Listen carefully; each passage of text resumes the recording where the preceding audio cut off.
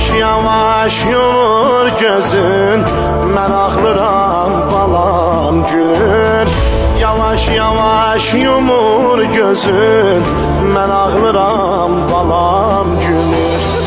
Atıb dihər mənə oxun, kamanı saldı çiynimə.